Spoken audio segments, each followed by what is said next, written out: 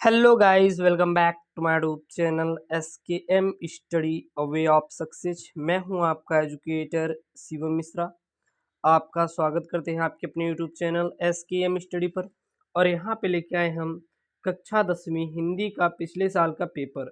और ये आपका सेट 2 है, मैंने कल सेट 1 पढ़ाया है। और इसमें कुछ प्रश्नों के आपके हल सहित मिल जाएंगे। जो हल सहित नहीं है वो आप टिक लगा लीजिए, अपने आप कॉपी और आपने बुक से तैयार कर लेंगे। और यहाँ पे जो हमने बताया वो 100% आने वाले प्रश्न हैं आपके यूपी बोर्ड परीक्षा में।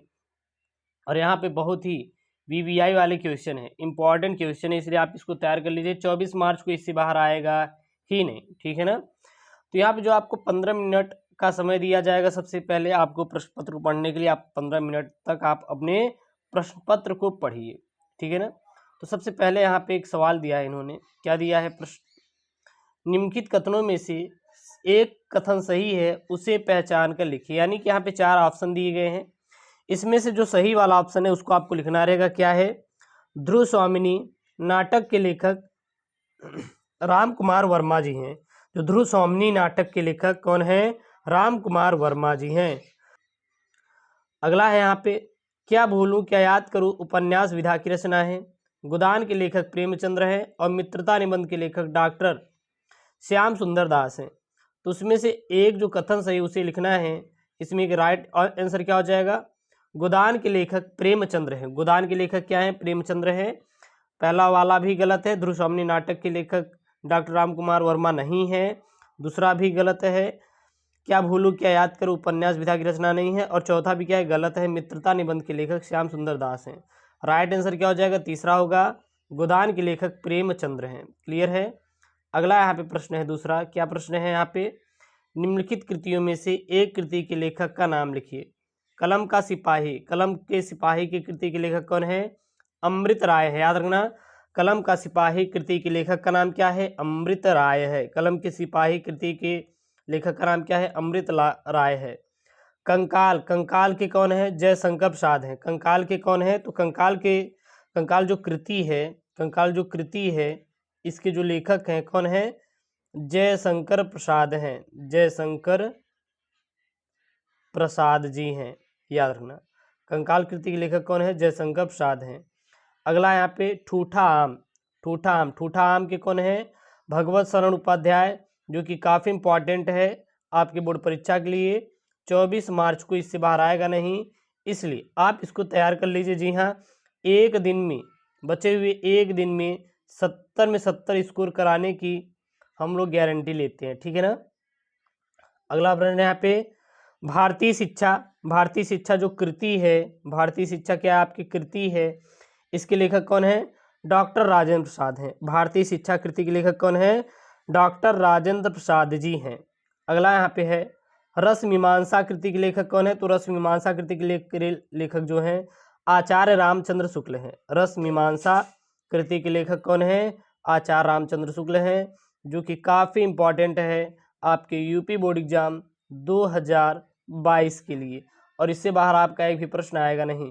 अगला यहाँ पे प्रश्न है, नाटक विधा के किसी एक लेखक का नामोल्लेख कीजिए। तो नाटक विधा के किसी एक लेखक का नामोल्लेख करना है तो क्या हो जाएगा? जयशंकर प्रसाद। जो जयशंकर प्रसाद है, यह नाटक विधा के किसी एक लेखक का नाम आप लिखने दे देगा, सीधा बता देना जयशंकर प्रसाद जी हैं। अगला है यहाँ पे, तौलिए, तौलिए किस विधा की रचना है? जो तौलिए है यह किस विधा की रचना है, जो कि काफ़ी क्या है? IMP वाला है, इंपॉर्टेंट है। तो यह एक एकांकी है। तौलिए क्या है? एक एकांकी है। अगला है दूसरा का क है, यहाँ पे क्या है? छायावाद युग के किसी एक कवि का नाम लिखिए। तो छायावाद युग के किसी एक कवि का नाम क्या है? सूर्यकांत त्रिपाठी, यानी कि निराला। जो निराला हैं यह छायावाद के किसी एक कवि का नाम लिखने दे देगा तो क्या बताएंगे आप लोग? सूर्यकांत त्रिपाठी। निराला जी जो हैं यह छायावादी एक कवि हैं। अगला यहाँ पे प्रश्न है, प्रगतिवादी युग के दो प्रवृत्तियों का उल्लेख कीजिए। तो प्रगतिवादी युग की दो प्रवृत्तियाँ कौन कौन सी हैं? मानव की महत्ता का प्रतिपादन और शोषित वर्ग की पीड़ा का चित्रण। मानव की महत्ता का प्रतिपादन और शोषित वर्ग की पीड़ा का चित्रण जो है यह प्रगतिवादी युग की दो प्रवृत्तियाँ हैं। अगला है यहाँ पे, प्रयोगवाद की दो प्रमुख विशेषताएं लिखिए। तो प्रयोगवाद की दो प्रमुख विशेषताएं क्या क्या हैं? बौद्धिकता की प्रधानता और निराशावाद व पलायन की प्रकृति। तो प्रयोगवाद की दो प्रमुख विशेषताएं याद रखना, बौद्धिकता की प्रधानता और निराशावाद व पलायन की प्रकृति जो है, यह आपके प्रयोगवाद की दो प्रमुख विशेषताएं हैं। अब यहाँ पे गद्यांश पर आधारित प्रश्न बनेगा। जी हाँ, काफ़ी इंपॉर्टेंट वाले यहाँ पे गद्यांश है जो कि आपके यूपी बोर्ड परीक्षा में 24 मार्च को आएंगे, इसको आप तैयार कर लीजिएगा। क्या यहाँ पे गद्यांश? मित्र का कर्तव्य इस प्रकार बताया गया है कि उच्च और महान कार्यों में इस प्रकार सहायता देना, मन बढ़ाना और साहस दिलाना कि तुम अपनी निज की सामर्थ्य के बाहर काम कर जाओ। यह कर्तव्य उसे पूरा होगा जो दृढ़ चित्र और सत्य संकल्प का हो। इससे हमें ऐसे ही मित्रों की खोज में रहना चाहिए जिनमें हमें अधिक आत्मबल हो। हमें उसका पल्ला उतना ही पकड़ना चाहिए जिस तरह सुग्रीव ने राम का पल्ला पकड़ा था। मित्र हो तो प्रतिष्ठित और शुद्ध हृदय के हो, मृदुल और पुरुषार्थी हो, शिष्ट और सत्यनिष्ठ, जिससे हम अपने को अनेक भरोसे पर छोड़ सके और यह विश्वास करें कि उनसे किसी प्रकार का धोखा ना हो। तो ये आपके कहाँ से लिया गया है? यह मित्रता से लिया गया है। यह कहाँ से लिया गया है? यह आपका जो यहाँ पे है हमारा गद्यांश, यह मित्रता से लिया गया है। कहाँ से लिया गया? मित्रता से। अब यहाँ से 3 टाइप के प्रश्न बनेंगे। पहला प्रश्न बनेगा कि प्रस्तुत गद्यांश का संदर्भ लिखिए, रेखांकित अंश की व्याख्या कीजिए और अच्छे मित्र के गुणों का उल्लेख कीजिए कि अच्छे मित्र के गुणों का क्या क्या उल्लेख होते हैं। देखिए, रेखांकित में मान लीजिए दे देगा, यहाँ से यहाँ तक दे दिया। मित्र का कर्तव्य इस प्रकार बताया गया है कि उच्च और महान कार्यों में इस प्रकार सहायता देना, मन बढ़ाना और साहस दिलाना कि तुम अपने निज की सामर्थ्य के बाहर काम आओ। मान लीजिए यहाँ से यहाँ तक दे दिया कि आप यहाँ से यहाँ तक रेखांकित अंश की व्याख्या कीजिए, मतलब उसी चीज़ को बढ़ा चढ़ा के लिखना ही आपकी रेखांकित अंश वाला कहलाता है। क्लियर है? अगला यहाँ पे, या फिर आप वो कर लीजिएगा अथवा में आप ये कर लीजिएगा, कोई दिक्कत नहीं। क्या यहाँ पे व्यक्ति अपनी उन्नति और विकास चाहता है और यदि एक उन्नति और विकास दूसरे की उन्नति और विकास में बाधक हो तो संघर्ष उत्पन्न होता है। यह संघर्ष तभी दूर हो सकता है जब सबके विकास के पथ पर अहिंसा हो। हमारी प्रकृति का मूलधार इसी अहिंसा तत्व पर स्थापित रहा जहाँ जहाँ हमारे नैतिक वर्णन आया। आगे यहाँ पे है, अहिंसा को ही उसमें मुख्य स्थान दिया गया है। अहिंसा का दूसरा रूप त्याग है और हिंसा का दूसरा रूप और दूसरा नाम स्वार्थ है, जो प्रायः भोग के रूप में हमारे सामने आता है। पर हमारी सभ्यता ने तो भोग भी त्याग से निकाला है और भोग भी त्याग में ही पाया गया है।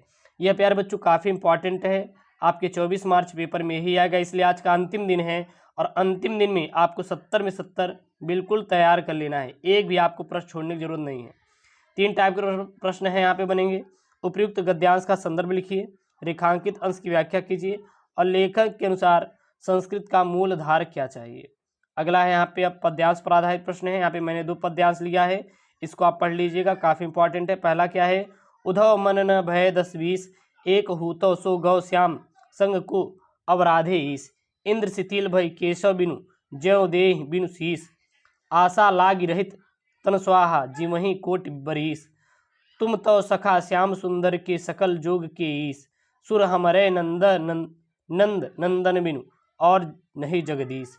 तो यहाँ पे क्या है? यहाँ पे पद्यांश दिया गया है, या फिर आप इस पद्यांश को लिख सकते हैं। क्या है यहाँ पे पद्यांश? यहाँ पे जो पद्यांश है वो है, सहे वार परवार अंत तक लड़ी वीर बाला सी। आहुति सी गिर चढ़ी चिता पर चमक उठी ज्वाला सी। बढ़ जाता है मान वीर कारण में बलि होने से। मूल्यवती होती सोने का भस्म यथा सोने से। यहाँ पे दिया गया है। अब इसका आपको क्या लिखना है? इसका संदर्भ सहित आपको अनुवाद करने के लिए आएगा, ठीक है ना। चलिए अगला अब यहाँ पे है आपके, जो कि लेखक के जीवन परिचय से है। आप इन लेखक का जीवन परिचय जरूर से जरूर तैयार कर ले।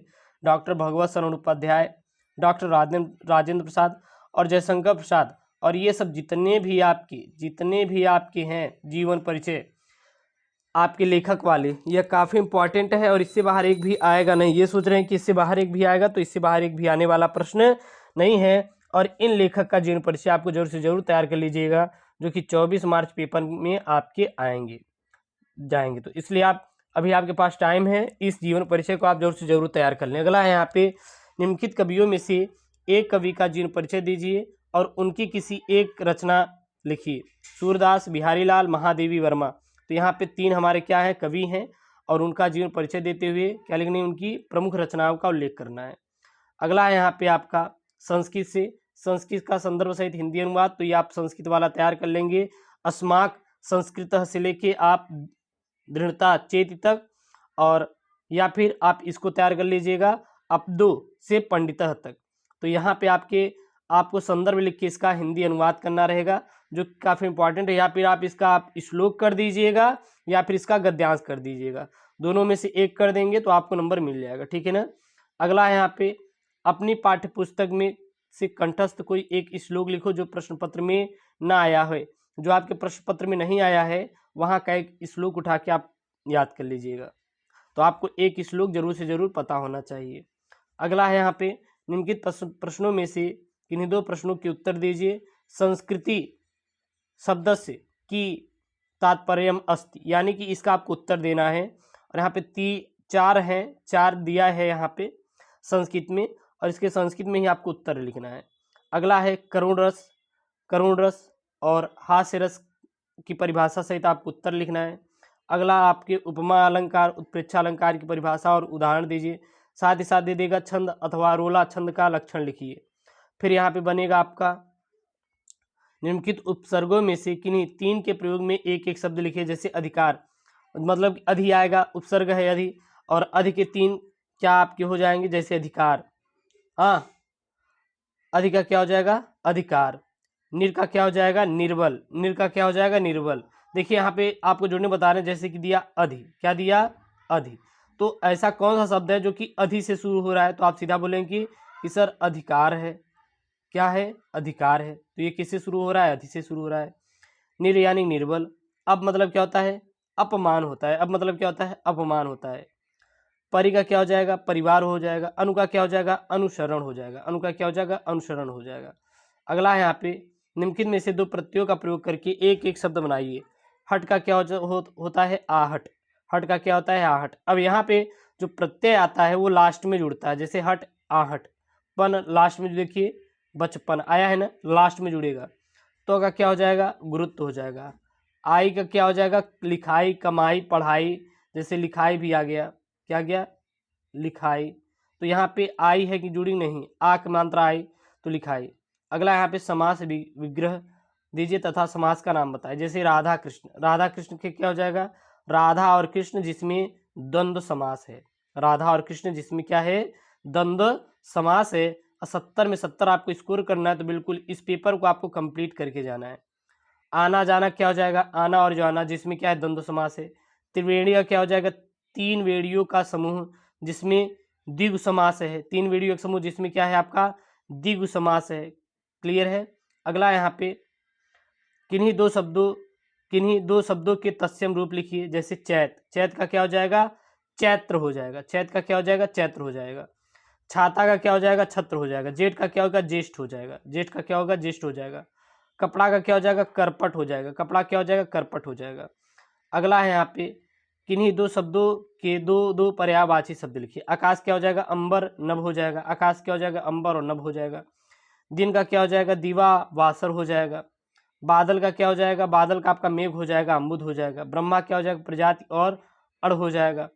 अब यहाँ पे 10वां है आपका संधि विच्छेद से बना है। 2 संधि लिखिए तथा संधि का नाम लिखिए। जैसे मध्वरी, यात्राघ्य, यत्यंत और लघ्वाकृति है का आपको लिखना रहेगा। अगला यहाँ पे आपका बन जाएगा शब्दों के लिए तृतीया विभक्ति एकवचन। इन दोनों को आपको कंप्लीट कर लेना है। इसी प्रकार लकार वाला आपको कंप्लीट करना है। फिर यहाँ पे आपको संस्कृत में अनुवाद करने के लिए दे देगा। बालक हंस रहे हैं, इस पर आप इसका संस्कृत अनुवाद कीजिए। अगला दे देगा आपको हम लोग प्रतिदिन गीत गाते हैं, मैं आप अपने घर जाऊंगा, विदेशी धन। और यहाँ पे लास्ट में एक प्रश्न बनेगा निबंध लेखन पर। जीवन में योग का महत्व, सदाचार, मेरे प्रिय कवि, शिक्षित की समस्या और उसके निवारण के उपाय, और राष्ट्रीय एकता एवं अखंडता पर यहाँ पे निबंध बन जाएंगे। तो 10th में है तो आप इस पेपर को आपको जरूर से जरूर तैयार कर लेना है। 70 में 70 आप स्कोर करेंगे, इस बात की मेरी गारंटी है। ऐसी वीडियो चाहते हो चैनल को जरूर सब्सक्राइब करें। ओके दोस्तों, थैंक